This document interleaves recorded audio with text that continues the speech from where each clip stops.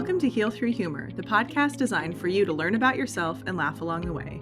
In each episode, we'll explore the healing power of humor as I sit down with guests to talk about mental health, relationships, self-growth, and the ever-evolving world of social media. I'm your host, Talia Bombola. Let's get started. Hello, everyone, and welcome to another episode of Heal Through Humor. Today, we have Rebecca Marcus on, and you are a fellow therapist, relationship expert, dating coach. I'm very excited for today's conversation. It was spurned from a post that you put that I'll probably butcher it, so I'm going to let you take the lead on it. But essentially, from what I remember, it was this feeling when I saw it, I'm like, yes, like this needs to be an episode. Even when you work for what you want and you get what you want, it's like you said, not black or white. There'll still be some doubts. There'll still be some moments where you're like, is this really what I want? Is this for me? And I still have to work at it. It doesn't mean there's a certain level you reach where you don't have to work at something. So I'll let you talk about that. And then if you can introduce yourself and tell people more about you and the work you do. Thank you, Talia. I'm so excited to be here, and thank you so much for inviting me. Yeah, and I think it was the idea is important for me, I feel, to talk about to people, because I think it's something that I also didn't realize. And kind of as I realized it more, understood it more, and worked on accepting it, I also felt like there was kind of a freedom or empowerment in being able to make space for it all, and to, kind of allow different feelings to coexist, even if they're a little conflicting, and kind of normalizing that. What got you started as being a therapist, so we can all learn? I know a little bit because I read one of your articles, but I think everybody would benefit from knowing. Yeah. Well, I just was kind of one of those more like sensitive kids, and empathic, intuitive, but sensitive, and got it like sent to therapy at a young age, kind of on and off, explored it, and then in college started going again, and decided I wanted to major in psychology, and just was always kind of interested in people and relationships and feelings and talking about things. So yeah, and then I did some crisis counseling, like at a hotline at in undergrad, and then made my way to the city for social work school. And originally I worked more in like heavier kind of trauma, addiction, and also did like play therapy with kids. But I think through all of those things, those populations, there was a lot of crossover in understanding how important relationships are and our family of origin in in just how we are and how we relate, and the quality of our lives. So I think now I have kind of moved to more of a private practice, outpatient, like anxious but high functioning and successful women. But all of the experience I had really kind of shapes the way that I view things. Definitely. What would you say in your either experience or your opinion, in what ways do you think family of origin impacts your relationships and your dating? I have my own theories, but I want you to start. Yeah. Well, I mean, the first relationship that we have is really like with our mom, or the caregiver, earliest caregiver. That's kind of how we learn about ourselves and the world around us. And then also the relationships that we have with other caregivers, whether it's parents, grandparents, babysitters, siblings, teachers, and then also the way which we see kind of the relationships that are modeled to us, the way that people interact with each other. It's how we learn about the world. It's how we learn to relate, and it's also how we form attachments. And so I think that all of this stuff is kind of fluid. It's not set in stone. It is, maybe you have a predisposition to it. But the good news is that you do have the power to shift it and kind of manage it and work around it. Even if you didn't experience like healthy relationships growing up. Yeah, or like what I think a lot of the clients that I work with, because we have a similar ideal client, I guess you could say, like the anxious, high functioning, usually successful, but maybe their romantic relationships is where they're struggling, or they're like, I just can't Yeah. seem to master it. I can't seem to get it right. Like Mm, I get every promotion. I wake up early. I have spin. I have friends. Like I'm very fulfilled in all the other areas, but what gives, you know? And I'm similar. I ask about family of origin. I spend a lot of time in my client's childhood through story. Obviously, I don't have a time machine. That would make therapy much easier if we could just go back and like live right? with I them for a know. week. I have all the data. Let's go back to the future. Well, here's the exact moment that caused your anxious attachment. That would Mm, be cool. But I think yeah. being able to have a client tell us and share with us, this is my experience in my childhood home, and I've done family therapy before as well, so I Hmm. get, in those cases, I get to see how the mostly adult children or later teen children are telling their parents, I know that this is what happened, or this is what you shared happened, or this was your experience of it. Here's mine.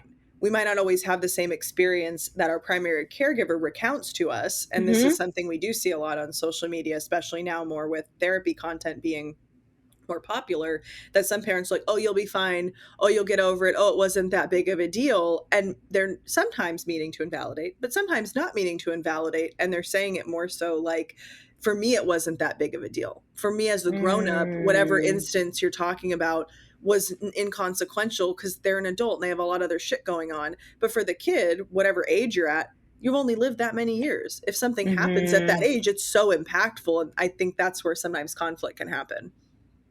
Yeah, and also, I mean, at very like early developmental stages, it's a lot Mhm. of, you know, they're very formative those years. Mhm. But yeah, I mean, I think, you know, it's like we attach meaning and stories to our own experiences, but we can create new meaning too. But I'm the point that you brought up about parents kind of Mhm. saying that. So I have a 2 year old, and I think I couldn't fully understand the level of overstimulation and stress and exhaustion that you Mhm. can feel Mhm.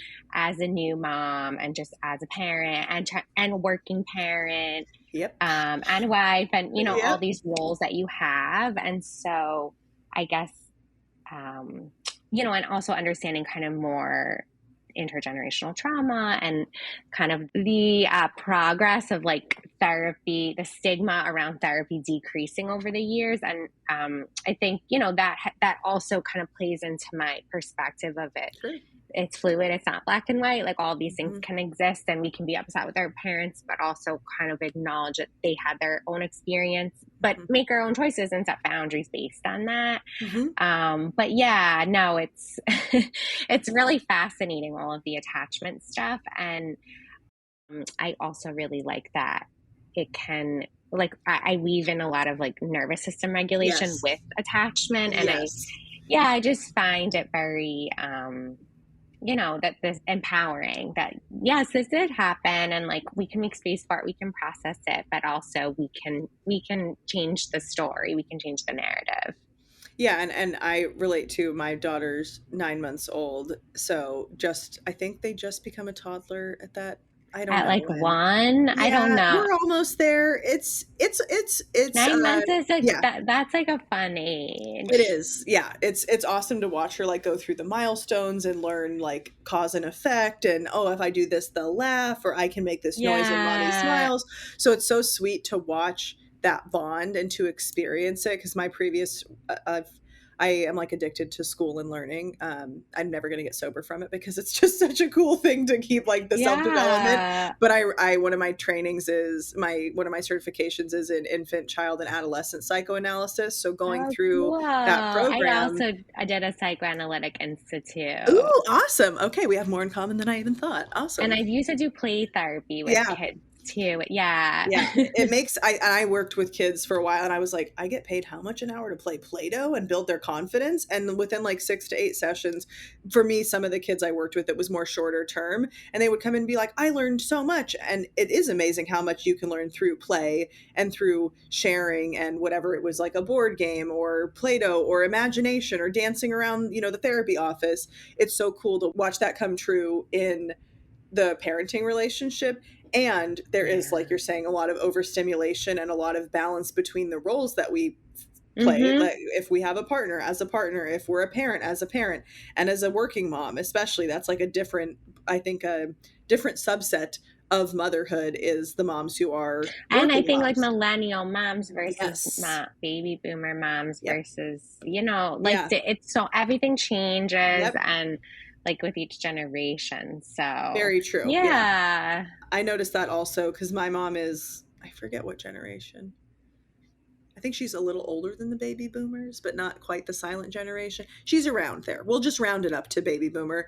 And she's a pediatrician. So there's a Mm, unique subset of education that comes through. And there's so oh many times where yeah. she's like, well, we did this. And I'm like, Mom, that was like 35 years I know. My ago. Like, mom's also like, I don't know yeah, this stuff with like the yeah. sleep, the like naps and everything. She's like, With it's, the I thought it wake was window. What's crazy, a but it wake window? works. Yeah, exactly. Yeah, Yeah, like it yeah, works. So I guess it worked. You never slept through the night. Like I just, yeah.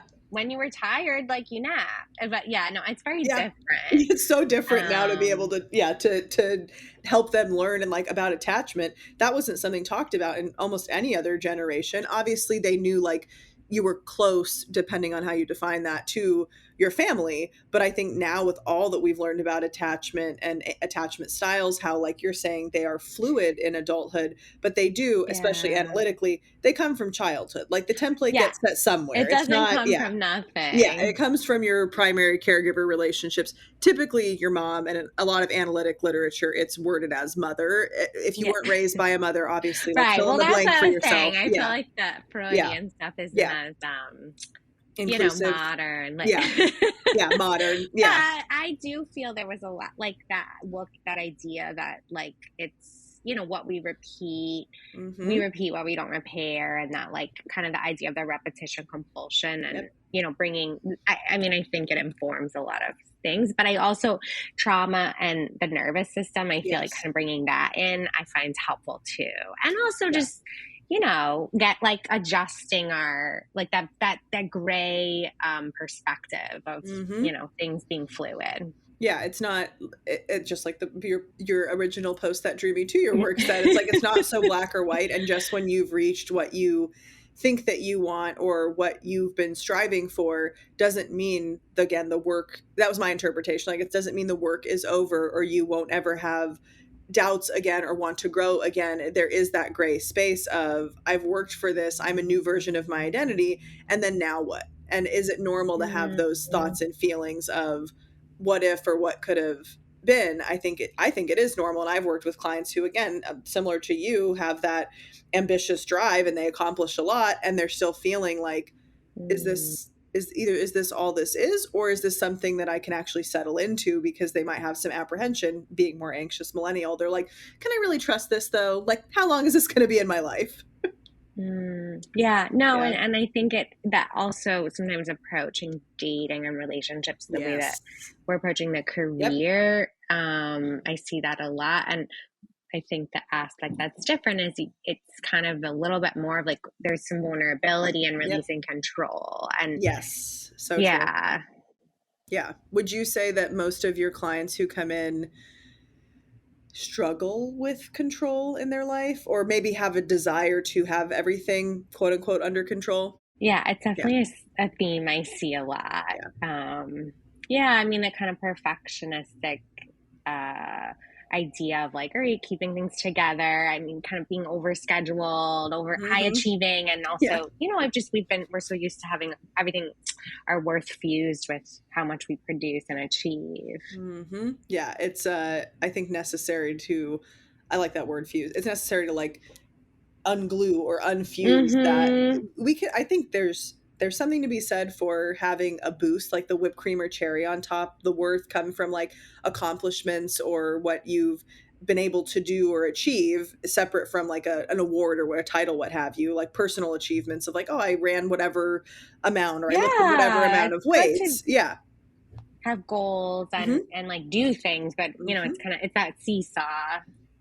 Yeah, how if it doesn't come true, if it doesn't end up happening, do you feel worse about yourself? Do you get down on yourself? Do you tell yourself a narrative, I'm not good enough, I'm such a failure? Like, does your inner critic come in so hard when you're not able to achieve the goal, or is it like, oh, I'll try again? Do you have more of that inner cheerleader? And that's a lot of, I think, what my clients benefit from is kind of unfusing. some of the Yeah. parts where, yeah, I'm in, like, I know. And I think some of that is, it's like, because it's still there, it exists, but you're not trying to make it all be the same. You're Mm-hmm. like, this is here. Okay. Like, you're okay. Like, can we Mm-hmm. find an anchor within that? Mm-hmm. What are some of the either like exercises or ways that you help your clients build their self-worth? Well, I try to bring them back. I mean, kind of first just assess like what's working, what's not, Mm-hmm. and sort of see, okay, like, assess if we can kind of find some of the blind spots or like limiting beliefs or blocks, like you're saying. Like see where there's a discrepancy. Like, okay, so you're saying you want this, but like, how is that? What are you doing to get that? And how is that working? Mm-hmm. And I also try to introduce the idea. I was just saying this to a client like last night.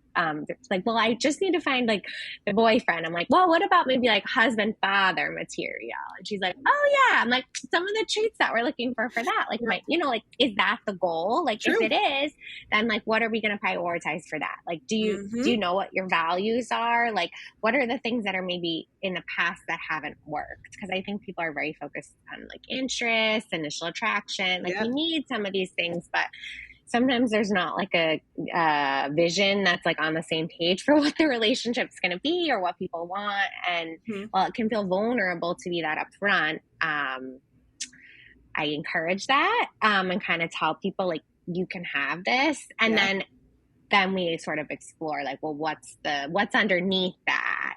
Because Mm-hmm. I think a lot of it is internal work. There are obviously external things like setting boundaries, going on dates, like doing things that connect us to like-minded people. But I think if we can learn to feel calm in our body, like I find like regulating our nervous system, and also getting more comfortable with like being seen when we're not always Yeah. perfect. True. Very true. Yeah.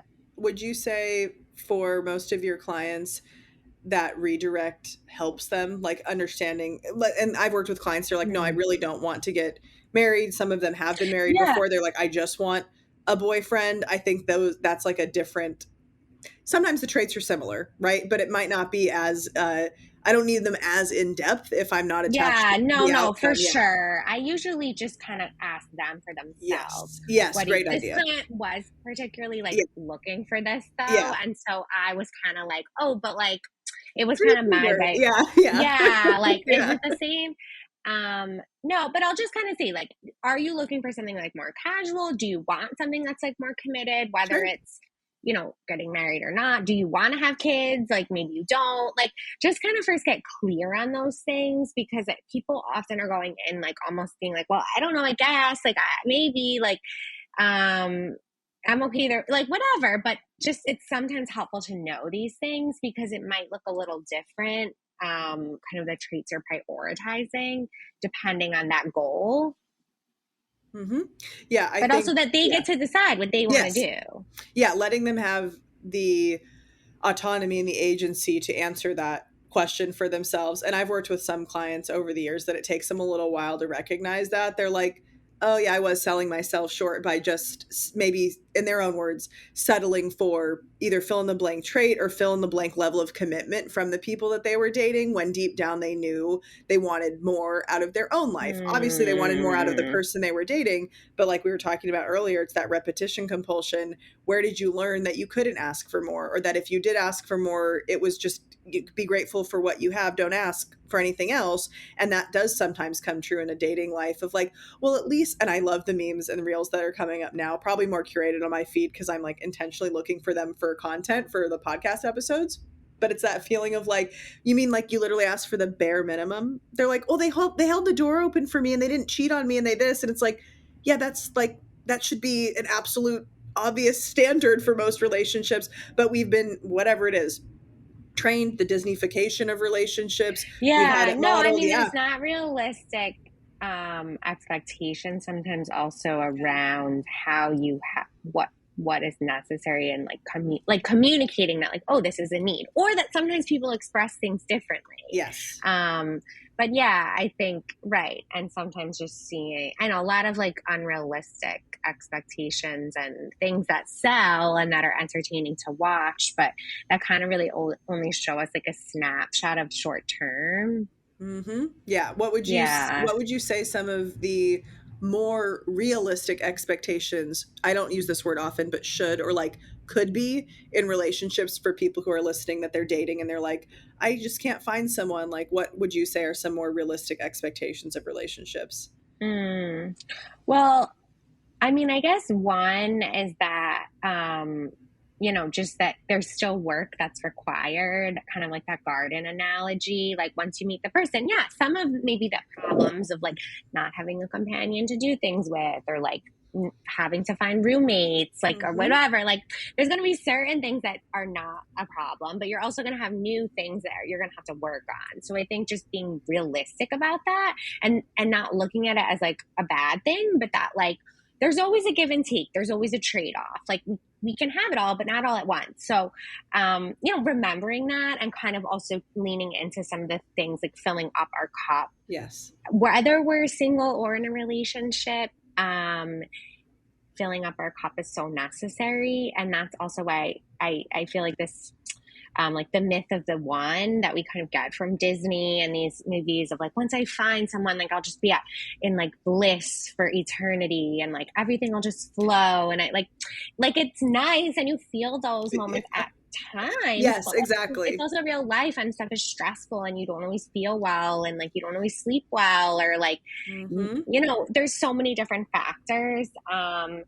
So I think, reminding ourselves that like we're responsible to also fill up our own cup, to set limits Mm-hmm. and boundaries, to have conversations. Not everyone's the same as us. And also, so the idea that like nobody's really perfect. So it's good to have standards, it's good to have non-negotiables, but you want to think about, well, what are like arbitrary traits that society has kind of conditioned us to think that we need, but that maybe aren't actually traits that are going to be like good in a relationship, and what are the things that like kind of align with our needs that maybe we haven't gotten in other relationships that we do need, that would be a good thing to prioritize. Like, somebody who apologizes when they've made a mistake or can Yep. have an uncomfortable conversation calmly. Yes. Like who, whatever, like just, I think, kind of, so it's helpful. I tell people to think about like your core values, but also like your needs in a relationship, like your top 5 needs, and think about like what traits do I need in like someone who's considerate, someone you feel safe with. Like people often say that. Mm-hmm. Or, someone who's kind, someone who's like, I don't know, just kind of looking at those things, I think can be helpful. But then also, and then having a list of like, it would be nice, but it's okay if I don't have it. Yes. And then the list of the things that are like, no, that's definitely a non-negotiable. But Mm-hmm. I always think it's good to have, like a guide, a therapist, a dating coach, like a mentor, Yes. like somebody who's kind of you trust, that's like at least a Yes. few steps ahead of you. Yeah. Hey there, listeners. Are you tired of settling for less than you deserve in your relationships? Do you ever feel like you're not being seen, heard, or valued the way that you want? Or maybe you've been wondering why you keep attracting the same kinds of people into your life, or why certain patterns seem to repeat themselves in your relationships. The answer might be deeper than you think, and you can find it in my new course.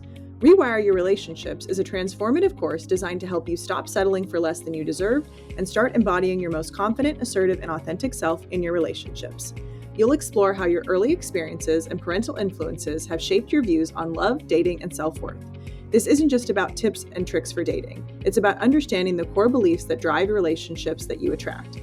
You'll learn how to break free from those old patterns and start creating the kind of connections that truly reflect who you are. Imagine stepping into a relationship with clarity and confidence, knowing you're attracting people who value and respect you for who you really are, your deeply authentic self.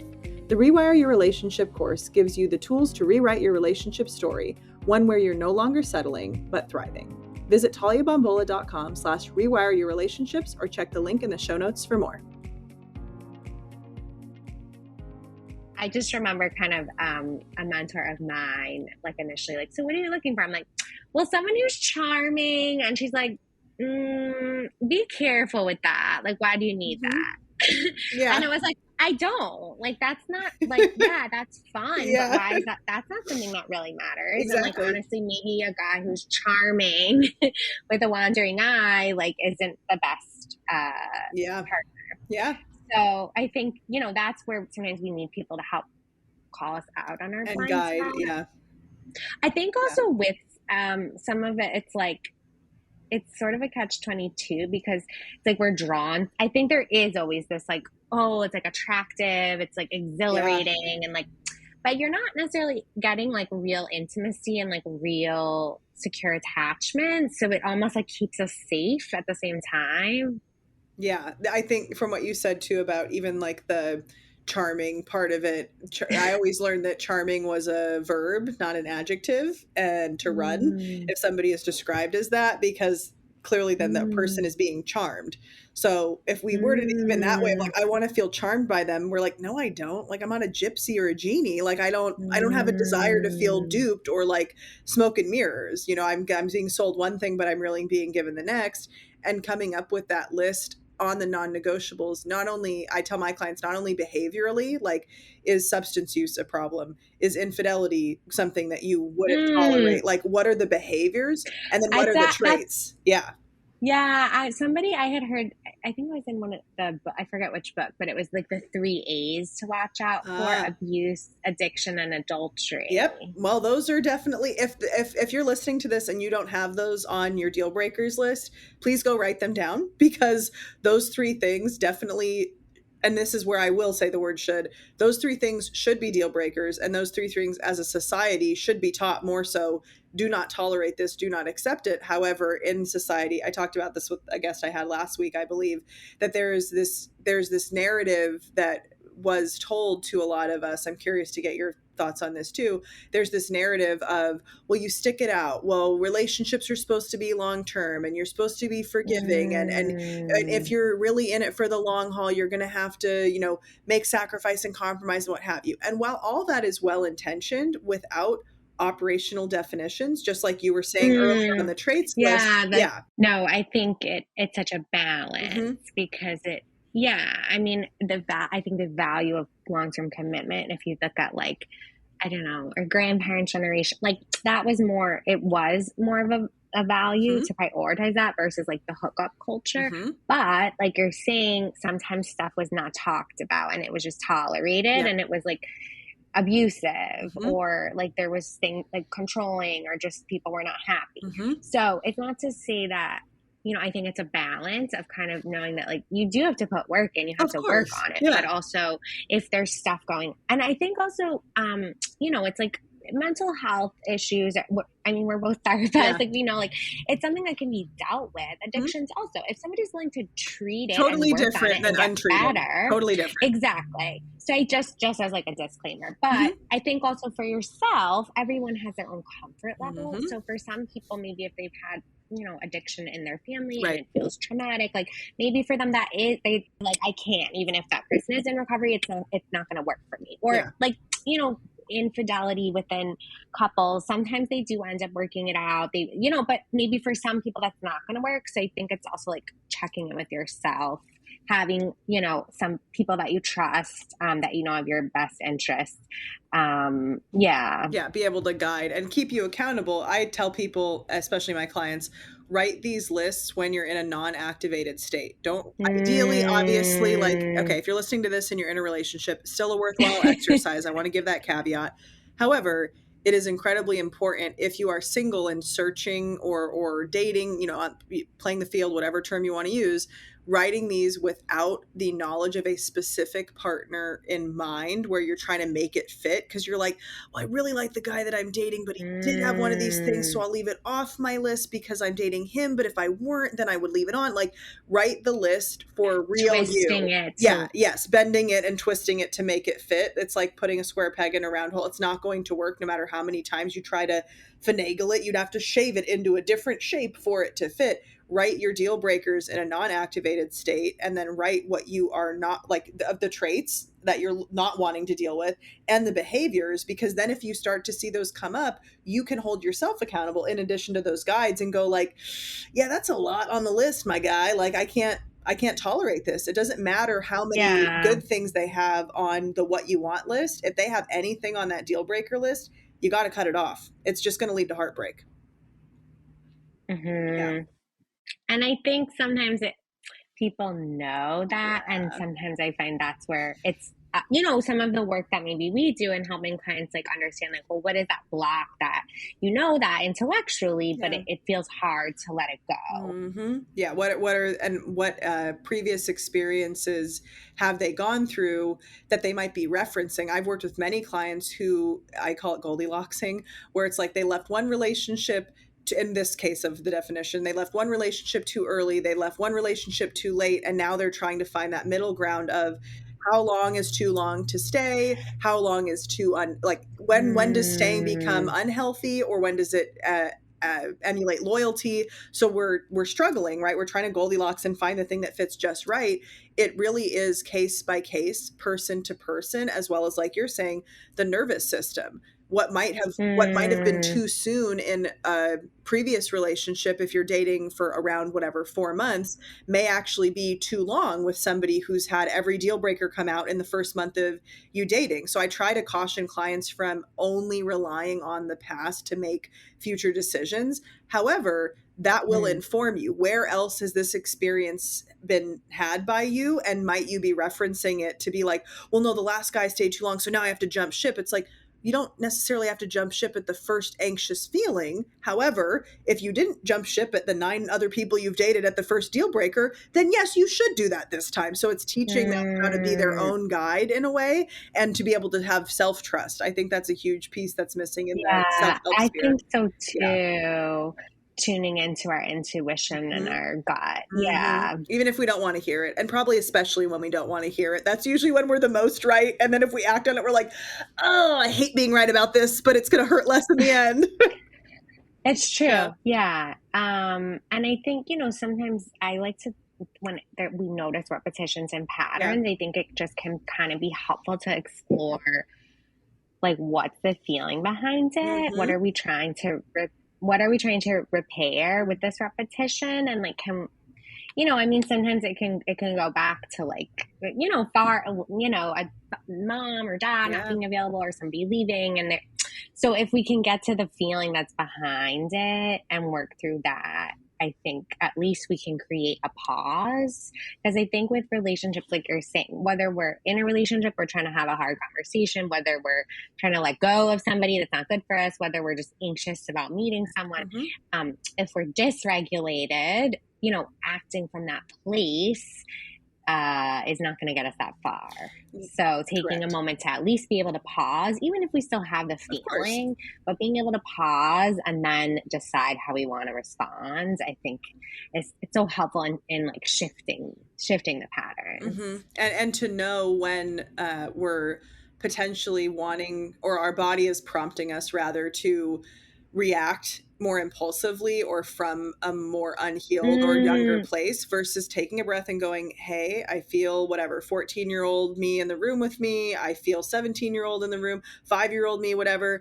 I hear you, I see you, and I would like to have an opportunity for adult me to respond, and to kind of place whatever other version of you that's motivating you to just react, place it next to you, and then what does adult me need, and let the previous version of you inform you. Well, I want you to stand up for us. Okay, that's going to look different in my adult self mm, versus the way a 5-year-old would stand up for themselves, or the way I did when I was 16 or 17. Allowing the past to guide you in that way, in a more regulated, calm state, regulated or calm yeah. state, can lead you in adulthood to make different decisions when you're presented with a similar experience. And I think that's one of the parts of true healing, is not responding in the same way you used to, and taking a Mm, second to respond rather than react. exactly. And then also, as you begin to do that and then become comfortable with people who respond in a safe, healthy, normal way.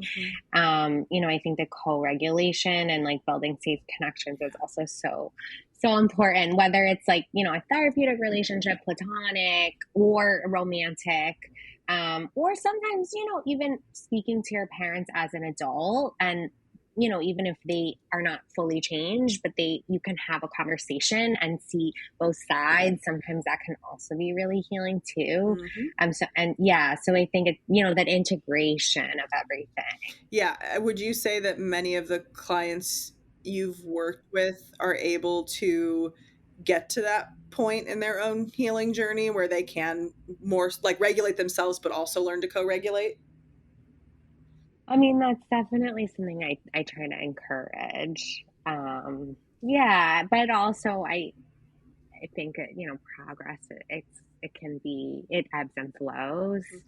Mhm. And definitely with relationships, I think sometimes if depending on what people do for work, in our line of work, we're like, well, it's not black and white, but Mhm. people working in finance or law or like real estate, like some of these things are very cut and dry. Yes. And so I think kind of being like, it's okay. Like you could set a boundary and then like say that you're gonna stop, and maybe you send another text, and like you don't have to shame spiral. Right. Then you can identify what happened. What can I do differently? What was going on for me here? Like Yeah. how can I offer?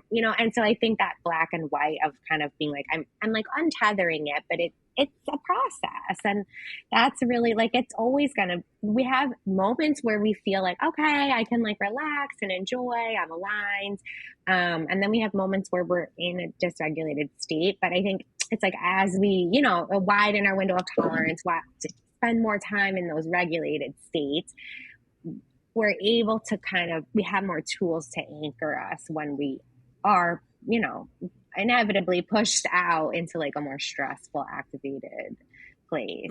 And I love that you brought up the shame spiral part. I've worked with so many women where they feel like, especially the high achieving, high functioning, anxious. Well, I made one mistake and now I'm garbage. And I'm like, okay, first of all, there's many steps that we just glossed over. It's not a three-step system. Like I'm perfect. Also untrue. No one's perfect. I made one mistake, which makes me a terrible failure. Like we have to work on not splitting internally to if I'm not an all good object, then I'm going to become an all bad object. We And see I'm that. going to Yeah. be And I'm abandoned. going to be Yeah. abandoned, which 100% motivates many of the behaviors, especially of more like the construct of Mm. anxious attachment. Abandonment is a physical and emotional and mental pain. So I'm not saying it's not valid. However, what is Right. even more valid is you will live. I know it feels like you won't survive. You literally will come out the other side alive. You might be scathed, you might be hurt, you might be sad. I can't promise that you won't be those things. You will literally survive even though your brain is telling you this feels like I'm going to die, and in some ways a version of you is dying. Yeah. Yeah, and it's interesting that they say from an evolutionary perspective, Mhm. like you have that response because in the cave dwelling Yep. days, like you'd be left all Yep. alone in the forest Yep. and like you could die. Yep. So we're still kind of programmed in that way. And Yes. also as a Yeah. child, if a parent leaves, whatever it is, even if they're just like across the street, but you don't know. I mean, there's so many, it's such a spectrum, but you can feel like unsafe Mhm. or, if you weren't protected, Yes. because even if your parent didn't know that something happened, like Mhm. there's so many variations of it. Yeah. So, I'm glad you brought that up. yeah, Yeah, I think our internal perception of when a parent isn't there makes a huge difference in how we interpret when a partner isn't there in our adulthood. So if a parent is attuned and they're able to lean in, like every time I only work like a couple of days a week because I she's so young and I don't want to be away from her, but circumstances happened where I have to be back at work for financial reasons. So there's an experience I of get yeah, it's it. like I don't want to, but I have to. And I talk to her not like she's an adult, meaning she'll understand in terms of like the language, but I'm like, mommy has to go away for just a little bit. And our favorite nanny is going to come over. She's only had one her whole life. They're very attached in a good way. And she's going to be here. It's You're going to have great. so much fun. I'm going to come back. And I follow Erica Komisar as one of my she doesn't know this, but she's one of my mentors. I like her work a lot. She's an analyst, and she does like the 1 in, 1 out rule. So when you leave for the day, even if you forget something, like you don't go back to the house because you don't want to mess with the kids like It's excitement. Yeah. disruptive. Yeah. Exactly. So I like do the 1 in, 1 out, and then I come back at the end of the day. We have a reunion, and there's that experience of I can understand not only from having the training, but I can understand from having once I'm a former child and former infant, and I have very specific memories of upbringings that I'm like, I would never put my kid through that. And so I make sure in my own way to either prevent that or repair that when I see that there's perceived distress or actual distress, that mama's right here. Mama didn't go anywhere. She's just in the kitchen. And I'll like make it a fun game. And she's like, oh, okay, I Yeah. can see you again. Because they need that emotional Yeah. Well, the refueling. object Yeah. Yep. permanence and object Yeah. Yes. constancy, yeah, that begins to Mm-hmm. form. And I think it's, yeah, crazy the amount of your own stuff that comes up when you become a mom, and Yeah. the reparenting, I think, that Mm-hmm. you do for yourself as you're parenting your own child. Mm-hmm. Yeah. And I like, it's what you said about like Yeah. you're like, I'm just in the Yeah. kitchen, I'm coming back. But recently my daughter's been, um, like we were upstate at my family, and this, like, she saw a bunny, and we're like, then she didn't see it, and she's like, where'd it go? And we're like, oh, maybe it's hiding. And like, peekaboo starts Yeah. like much younger, Yeah. and she would do that, but this word hiding, she had it.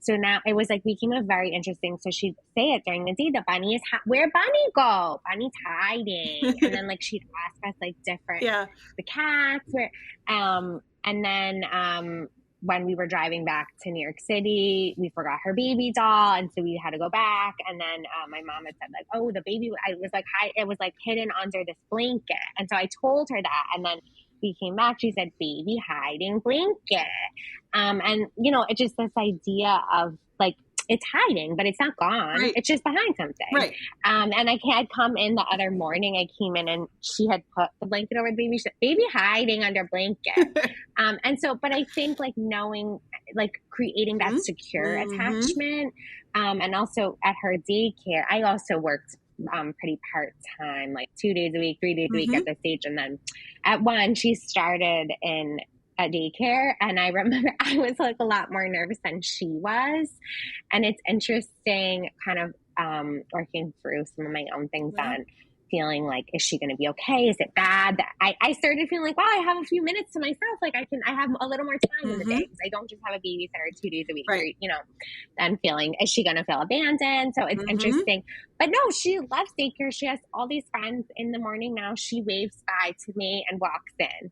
And I think it's noticing our own how we create secure attachment, and just kind of being intentional about it. I think having an attuned parent in the upbringing also can help safeguard many adults. And so when I say this, if you're listening to this and you are like identify as self-proclaimed like anxious or avoidant attachment, it was most often the case a confluence of misattunement or attempts at attunement that didn't land quite well from the primary caregiver to the child, and misattunement or misinterpretation of the attempts at the attunement from the child's perspective. And then sometimes in some cases, the parent had no clue about attachment. They had no clue about attunement. And they're like, you'll all be fine. Very dismissive, very like, they're just a kid. What it's like 0 to 5 sets the tone for their literal whole lives and how they translate everything. Yeah. Well, that was the thing. They had to like remind people to hug their kids. Yes. I saw that video the other day, that PSA, that commercial. I was like, what the like, I know. Well, oh my gosh. I know they just didn't. So many of these things they didn't know. Yes. But now we do know. Yes, so know better, do better. Yeah, and I think being able to take that into, and maybe people are listening are like, how does that apply in romantic relationships? It has everything to do with your romantic relationships. If your partner isn't accessible, i.e., 2-year-old right version of us, they're hiding, and we don't know that, or they don't tell us that. It's like an unforeseen game of hide and seek where we're like, hey, I tried to reach out to you. You didn't tell me you wouldn't be available. And I think there's a way to let a partner know. And it's the simplest things. It's the smallest things of reassurance and attunement that we could do. Hey, I'm having a really tough day at work. I'm not going to be by my phone till 8 o'clock. You send that one text through the day, and it can provide so much reassurance, and also for the anxious, or so much space and need for that separation and distance for the avoidant. There's disorganized too, Or but the yeah. disorganized. Yes, where it's the Exactly. combo pack of like, I hate you, please don't leave me. I I need want to be close, but I need space, now, but but now yeah, I want to be. And yeah, sometimes I know, sometimes it's, you see it in couples. It's like you might ebb and flow, hmm, kind of depending. So the communication is so key. Is so key, I think, and also identifying for ourselves our own stuff, yes, because it's all going to come up. But like our partner can't read our mind, correct. so and they're not the same as us. No. So if we don't talk about it and we don't express it, Hmm. that we continue to just repeat. Hmm. And that So it's tough. desire, the desire or the belief, I think maybe is a better way to put it. The belief and the impression that our partner can read our mind and they are like us directly stems from the analytic Mm, concept that we have as a parent. When we become a mother, primary maternal preoccupation, we're not separate from that child. They yeah, do not know they're separate from us for at least the first 3 months. We are one. You are supposed to read my mind. You are exactly. supposed to attune to me. And we take that with us. We take that desire and that expectation of, you should just know because my mom did, or my mom should have, without me having to ask, because we didn't have words as a child. We had cries. Also, Yeah, our needs, and I think that the thing is, our needs were a lot simpler. true, true. So, our and yeah, I mean, it's like our parents did understand us, but then when you get to the point where your needs are more complex, Hmm. and it's not just like being changed, Right, or like being fed, right, or being burped, or like being put to sleep, or right. being bathed. Yeah, they don't know. They're not always going to know. No. And so I think, also it's such a balance of communicating Mhm. it, and then also kind of being like, all right, well, how can I take care of myself Yeah. as well? Yeah, and knowing that if we are able to identify our wants and needs, that's something I talk about in the Rewire Your Relationships course that I have on my coaching website, that you Oh, need that to be sounds able to great. identify and separate what is a want and what is a need, and learn them, like explicitly operationally define what those are, and then I teach them how to ask for that in a way that actually more often than not allows the other person to either want to meet it or say, I'm not able to either at all because that's not, I can't do that as a person, or I can't Mhm. do that now because I have this thing for work, but give me a week. Like, it's being more constructive with the communication. So the outcome is similar to that primary caregiver relationship where they just knew, almost like a mind reading, kind of like telekinetically. However, it's because you're asking so clearly because you've learned yourself so well that the other person doesn't doubt, oh, Exactly. they're literally telling me what they want and need. It makes it easy to meet it. And I want to meet it because then I get more of what I want in the relationship. That's the goal that I work on with my clients. Yeah. Yeah. Yeah, totally. And I think it's kind of that, like giving benefit of the doubt to your partner, and remembering like you're on the same team, you're not opponents, but also you're different. So you're not the same, Mhm. and kind of just making space for it. And not seeing difference or otherness as a threat to potential self Mm, or sameness. I think they can all coexist, yeah. predicated upon both partners doing their own inner work and being aware of their triggers, their projections, their repetition compulsions, how their family of origin interweaves into their romantic relationships. And I love imago therapy. Yeah, I was going to Yeah. ask. I'm sure you know, have heard of it at I least and love love it. Yeah. carbohydrates. Yeah. Yes. Big Marvel Hendrix stan girl over here. Like, it is so important because once you realize, oh, I didn't want to pick a partner like, oh my God, I picked a partner just like my parents. It's because familiarity breeds the desire to be more familiar. And it's not to say that, please don't actually marry your parents. That's a whole other podcast. Seek different help. But it's, you pick the partners that emulate some of those traits for better or worse. Yeah, Hmm. and being aware of that and understanding, oh, I can free myself of that with more self work, or oh, that's actually a good thing. I will lean more into the positive traits that I am attracted to, rather than trying to fix the negative traits about my parent by dating somebody who has similar negative traits and then trying to redo my parenting experience. Mm, Yeah. exactly. Yeah. So I'm curious if you have, like, where can people find you, if you have any courses or books coming out or anything like that, so our audience can connect with you more. Yeah. So my website is rmpsychotherapy.com. And I do have in the works a couple of digital downloads Yay. and mini workbooks that are going to be coming out soon. I'm working on like a mini course as well. And I run groups, empowered women's dating reset groups. And I have one in the mornings on Fridays that I'm currently running, and my new associate is going to be offering an evening round. Great. And it has a curriculum where basically all the kind of similar things that we talked about kind of guides people through exercises to identify their values, their needs, but also kind of get underneath what the blocks are, and to support each other to become empowered to, to be able to receive healthy love, but also take care of ourselves as well. Mm-hmm. So, yeah, I am offering that. And I do individual therapy and also relationship dating coaching. Nice. Yeah, and I'm also on Instagram. That's how we connected, rm.psychotherapy. Yeah, and I'm so excited that you reached out. It was such an inspiring I conversation. feel the same way, and thank you for accepting the invitation. I was very much so looking forward to this, and it exceeded my expectations, so thank you.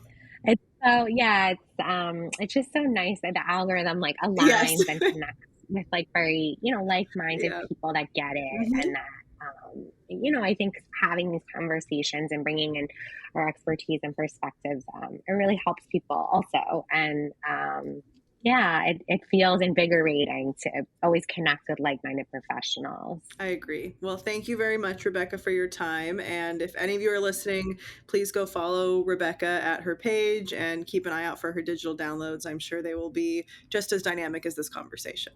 Thank you so much, Talia. Thank you so much for listening to another episode of Heal Through Humor. If you like the show, can you please go on your favorite platform and like, rate, review, subscribe, all of the terms that we usually throw out? I would really appreciate it, and I would love to get more listeners just like you in front of the podcast. And if you have an idea for a guest, please feel free to DM me at Talia Bombola. I would love to hear from you. Until then, I will see you on the next episode. Take care.